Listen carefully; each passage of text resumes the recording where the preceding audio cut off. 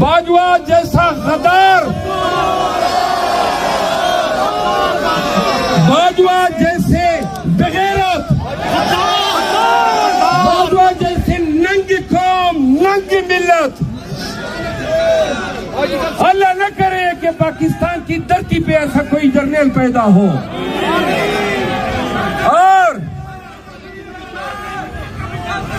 और इस बाजवा ने और बाजवा के बाद जब शहबाज शरीफ ने आसिम मुनीर को आर्मी चीफ बनाया,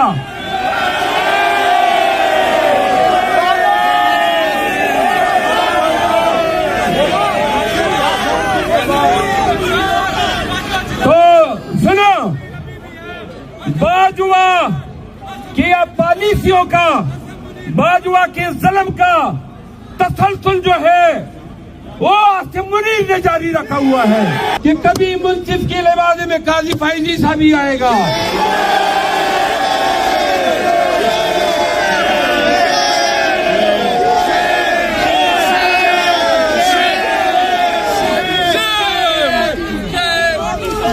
जनाब पाकिस्तानियों, ये पूरे पाकिस्तान को एस्टेब्लिशमेंट ने और अदलिया ने मिलकर यरगमाल बनाया हुआ है।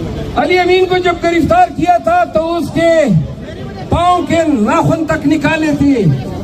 38 घंटे तक, सुना, 38 घंटे तक उसके गर्दन में हथकड़ियां, हाथ गर्दन से बांध के उसको सिंध ले जाया गया और 38 घंटे तक हथकड़ियों में मलबूस होने की वजह से अली अमीन आज भी गर्दन को सही तौर पर हरकत नहीं दे सकता।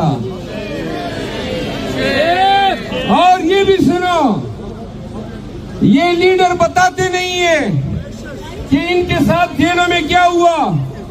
ये शाहरियार अफरीदी जो चीख के कह रहे, मैं आपको बताता हूं, जेलों में, जेल के अंदर से इनको बुलाया जाता था, जबरदस्ती से फौजी में ले जाया जाता था और हर एक लीडर की इंसानियत की ऐसी पामाली की है कि ये नंगा करना या नंगा किया जाना ये तो बहुत ही मामूली सा काम है। ये मुल्क जो एक आईन रखता है और जिनके इदारों को ये आवाम अपने टैक्स के पैसे से पालती आई है, इसका इतना घिनौना और इसका इतना बदनुमा चेहरा भी हो सकता है।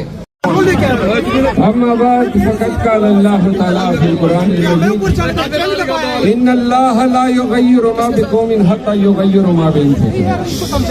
आप खामोश हो जाए ना, आप प्रोग्राम खराब कर रहे हैं। प्लीज रिक्वेस्ट किया ना आपको, थोड़ी सी खामोशी दरकार है आपकी। मैं पाकिस्तान तहरीक इंसाफ के यूके के जितने दोस्त, मर्द, खवातीन और जो पाकिस्तान तहरीक इंसाफ के स्टारवर्ड लुत्फी बुखारी साहब, शहजादा जहांगीर खिलजी साहब, कासम शूरी साहब और जो आमिर खान, आसिम खान साहब, इमरान खलील साहब भी आए होंगे, मुझे तो नजर नहीं आ रहे हैं, इमरान दुरानी साहब और आप सबकी आमद का शुक्रिया। यहाँ 10 डाउनिंग स्ट्रीट में आज ये एहतजाज एक यकजहती का इजहार है पाकिस्तान के उन मजलूमों के साथ, पाकिस्तान तहरीक इंसाफ की उन मजलूमों के साथ और उन तमाम पाकिस्तानियों के साथ जिनके बुनियादी हकूक गुज़िश्ता 2 सालों से रियासत पाकिस्तान की इमाम पे इतनी बुरी तरह से पामाल हो रहे हैं और रियासत को इक़्तिदार के हसूल के लिए एक ऐसा खेल बनाया हुआ है कि मैंने जो 2 साल में देखा, पाकिस्तानियों आपने कुछ ने सुना होगा, कुछ ने खुद ऑब्जर्व किया होगा, रियासत का इतना मकरू चेहरा अपने शहरियों ने दुनिया के किसी मुल्क में नहीं देखा होगा।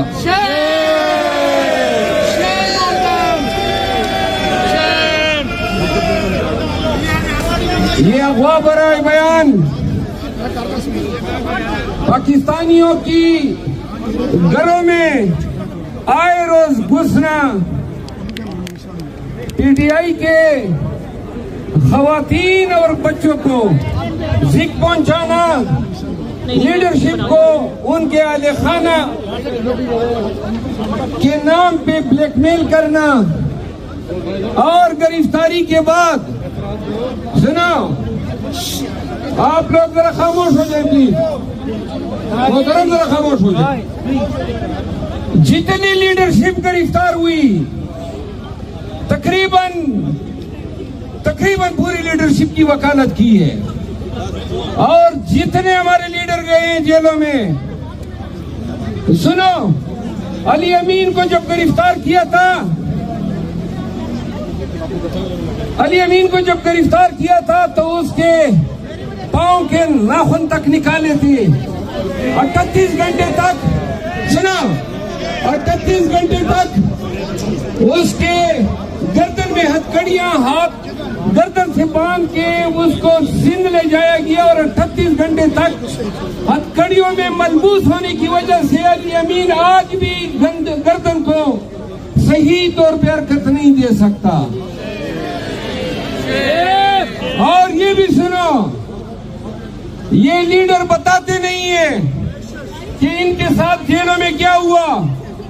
ये शहरियार अफरीदी जो चीख के कह रहे, मैं आपको बताता हूं, जेलों में, जेल के अंदर से इनको बुलाया जाता था, जबरदस्ती से हाउसेज में ले जाया जाता था, और हर एक लीडर की इंसानियत की ऐसी पामाली की है कि ये नंगा करना या नंगा किया जाना, ये तो बहुत ही मामूली सा काम है। ये नहीं बताते हैं अपने हया और शर्म की वजह से, लेकिन अपने वकील से कुछ भी नहीं छुपाते थे। हमें इल्म होता था कि क्या क्या बीत रही है। जो लीडर छोड़ के चले गए, उनकी वीडियो इस्तेमाल हुई या उनकी करप्शन की फाइलें जो हैं उनके सामने रखी गई, लेकिन बहुत सारी लीडरशिप के लिए उनकी बीवी, उनकी बेटियों को बतौर हथियार इस्तेमाल किया गया।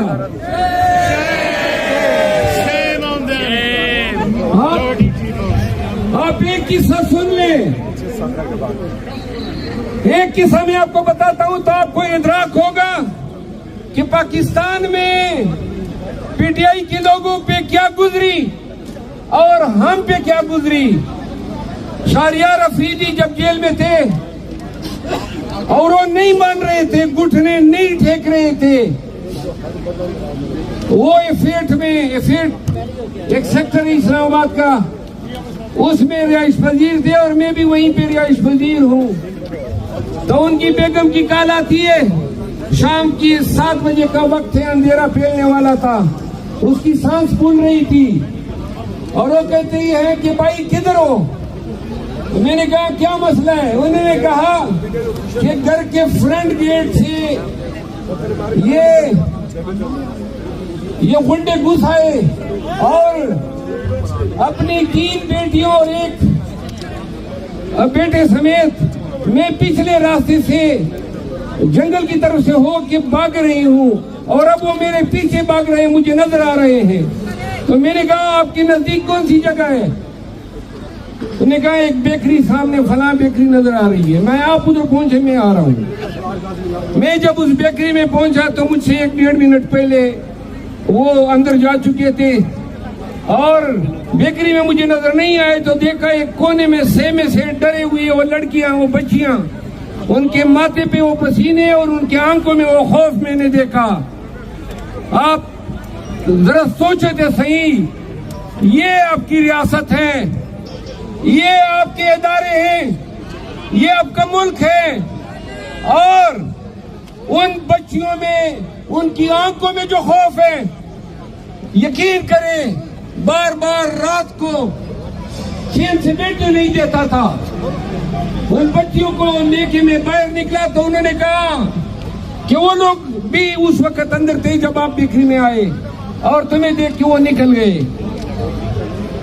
ये वो दौर था कि न किसी की इज्जत महफूज थी, न किसी का शर्म जो है महफूज था। हमारे आजम स्वाति, अगर आप उसकी दास्तान सुने जो उसने मीडिया पे बोला है, उसका अशरे अशीर भी नहीं बताया है उन्होंने कि उनके साथ क्या रवैया बरता गया।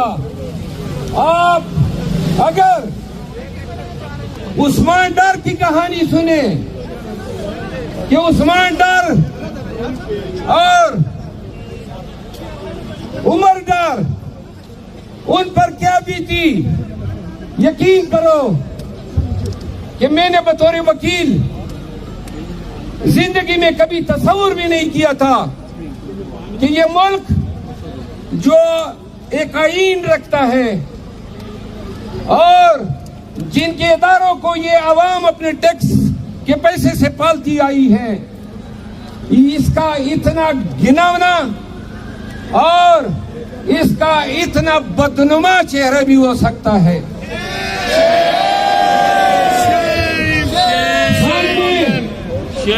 खान ने अक्टूबर 2022 में बताया था जब लंदन प्लान हुआ कि पहले ये नवाज शरीफ को लाएंगे, वीडियो आप अभी भी देख सकते हैं, और फिर वो उनको लाने से कबल मुझे गिरफ्तार करेंगे। खान ने ये भी बोला उस इंटरव्यू में कि पीटीआई पे अटैक होगा और पीटीआई का शिराजा बिखेरने की कोशिश होगी। खान ने यह भी बताया था कि इलेक्शन भी होंगे और इलेक्शन हम जीतेंगे, और खान ने यह भी बताया था कि वो हमारे जीत को शिकस्त में भी तब्दील करने की कोशिश करेंगे। ये वीडियो आप जरूर देखें। जब लंदन प्लान होता है, ये बाजवा ने जो किया, बाजवा जैसा गद्दार, बाजवा जैसे बेगैरत, बाजवा जैसे नंगी कौम, नंगी मिल्लत, अल्लाह न करे कि पाकिस्तान की धरती पे ऐसा कोई जर्नल पैदा हो।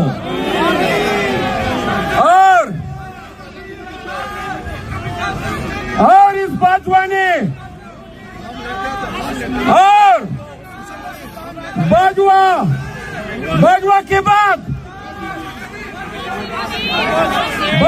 बाद जब शहबाज शरीफ ने आसिम मुनीर को आर्मी चीफ बनाया,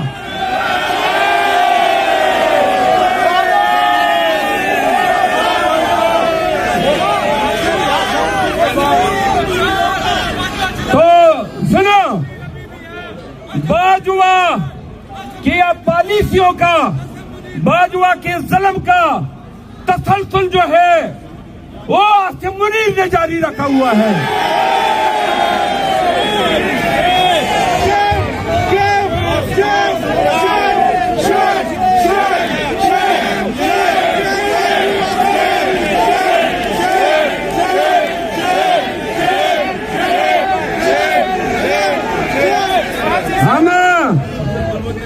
हमने पाकिस्तानियों ने हर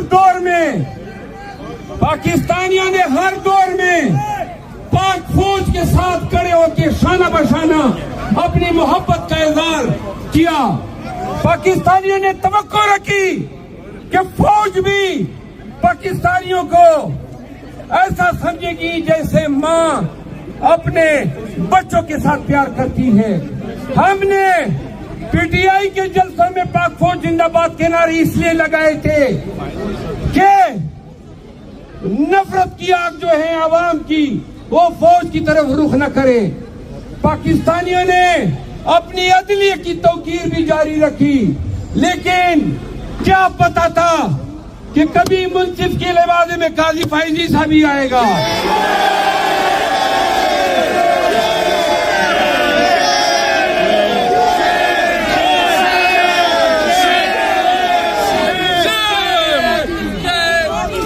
जनाब पाकिस्तानियों, ये पूरे पाकिस्तान को एस्टेब्लिशमेंट ने और अदलिया ने मिलकर यरगमाल बनाया हुआ है।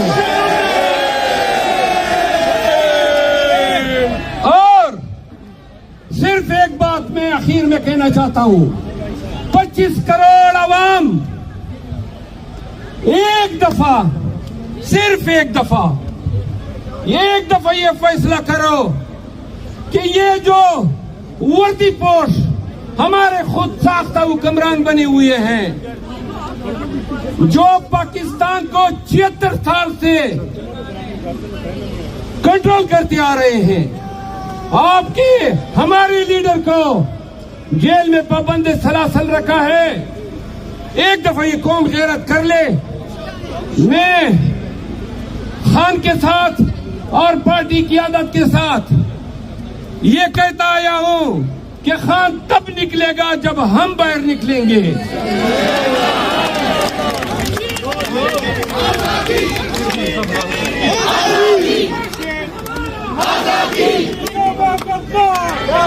अगर पाकिस्तानियों खान की रिहाई चाहते हो, अपने साथ होने वाले बर्बरियत का इंतकाम चाहते हो, पाकिस्तान की धरती पे एहतराम आदमियत देखना चाहते हो, तो फिर आप लोगों ने निकलना होगा।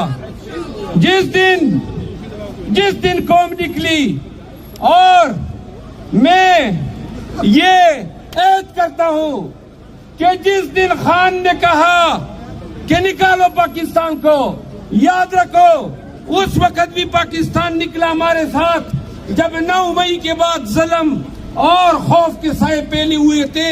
हजारों नहीं लाखों पाकिस्तानी मेरे साथ निकले।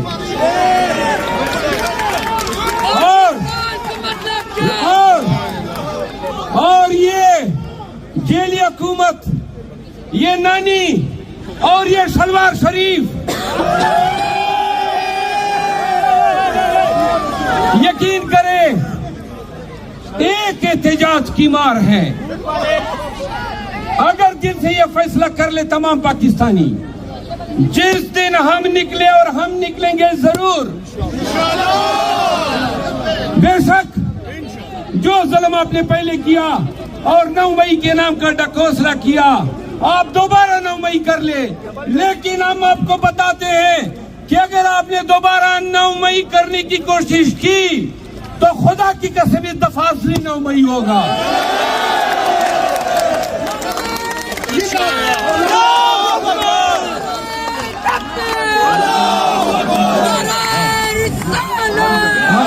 और बस याद रखो पाकिस्तानियों, याद रखो एक दफा जो है ये जिंदगी जो हम जी रहे हैं पाकिस्तान में, इससे घटिया और बेगैरत जिंदगी कोई हो ही नहीं सकती है।